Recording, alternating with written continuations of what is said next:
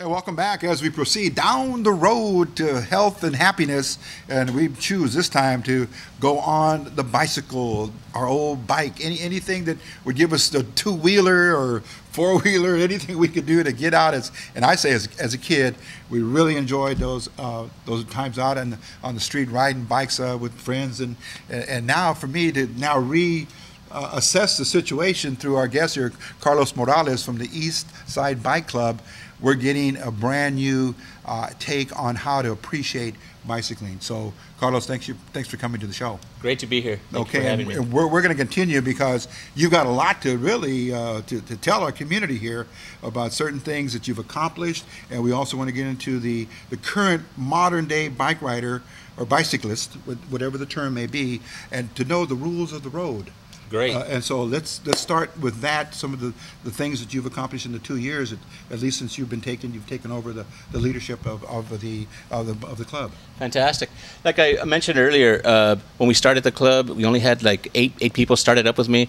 Now 2 years later, we have over 350 people from the communities of Lincoln Heights, Boyle Heights, El Sereno, East Los Angeles, Rosemead, Alhambra. All over Silver Lake. It's pretty fascinating to get the kind of response that we're getting.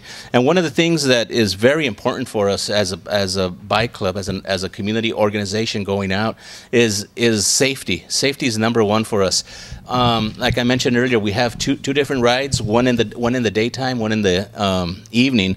On all of our evening rides, we ask all the cyclists to have a front white light and a rear red light. It's very important, and always to wear the helmet. And the reason why we really enjoy what we do, and we want the people that ride with us to have a safe trip. Yes. We don't want anybody to get hurt. We don't like to see anybody in pain. There's a lot of people that have come to our rides. They give us a call or they send us an email. Do you guys ride on the bike paths? Is it dangerous? And what have you. One of the things that we try to do and educate the people is how to ride safely in the streets of Los Angeles. Ooh. And most of our rides, I would say 90% of the rides are in the streets of Los Angeles. 10% would be in bike paths down the LA River or up at one of the parks. But the majority of our rides are on the streets. And as you say, even on a bike path, some are just visibly marked with white, and it says bike lane, and you can see that, but there's many other locations where it's not, and people watch out for that road rage. Actually, on bicyclists, it could really, if the drivers aren't aware of their rights, and vice versa, how can we really understand that clearly, Carlos? Sure. One of the things that we've accomplished to the bike club, we actually sit on the Los Angeles Police Department Bike Task Force. Okay. And it's a brand new task force that Chief Bratton had set up, and the new chief, Beck. Charles Beck is actually running with it. And what it is he set up a bike task force of community cyclists, active cyclists. There's about 9 of us on the board, and we meet regularly with the LAPD senior staff. And it's fascinating to see that working together, the community and the police department, we're working on a couple of different elements on how to educate the cyclists, how to educate the drivers, as well as retrain the Los Angeles Police Department on things possibly they were doing right and wrong. Okay. One of the things in a very short period of time, they've established a bicycle retraining of all the officers, which started last week, and it'll be ending. All the officers and all the divisions of LAPD will go through this very brief training. They'll be finishing it in May, and basically it's bringing out the California Vehicle Code, bringing out the city ordinances that we have in the city of Los Angeles, and letting them know this is correct and this is not correct. A lot of the cyclists were getting ticketed for riding their bicycle in a crosswalk, and California state law allows you to ride on the sidewalk, allows you to ride in the street. So the crosswalk is part of both the sidewalk and the street, so the bicycles are allowed to do that. Some cyclists were getting ticketed for riding their bike and not walking it in the crosswalk. There's been a lot of, if you follow this in the news, there's been a lot of problems with the cyclists and LAPD, and this bike task force was set up to help relieve a lot of those problems, and it seems to be working. Now, again, let's just go back for the rights of both the motorist and the cyclist, if we want to use those proper terms. Sure.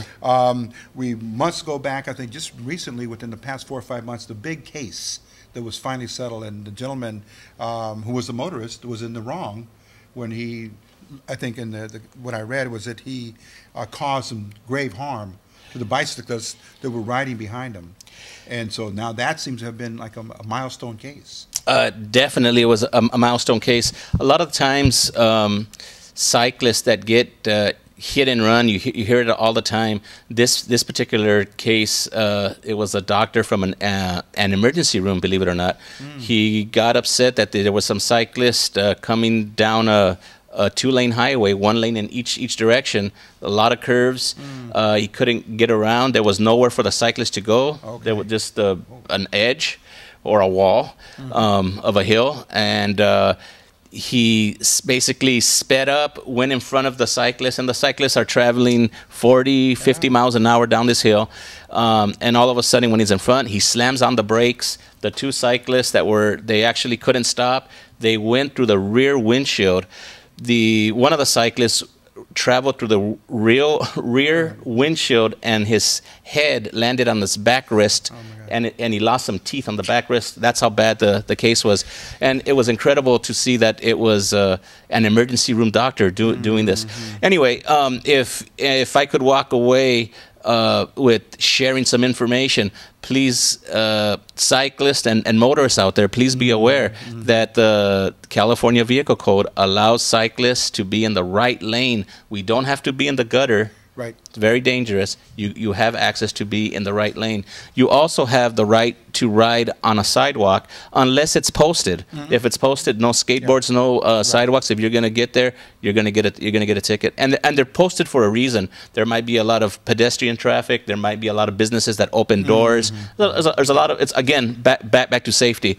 Now, Carlos, can I ask you, because we're going to move on here in this segment to talk about some of your accomplishments, but to leave this safety issue here very clear, can folks that come onto your website see maybe a safety section on your website? Yeah, actually, we're going to start up the website, and one of the elements is it is going to be one of those things.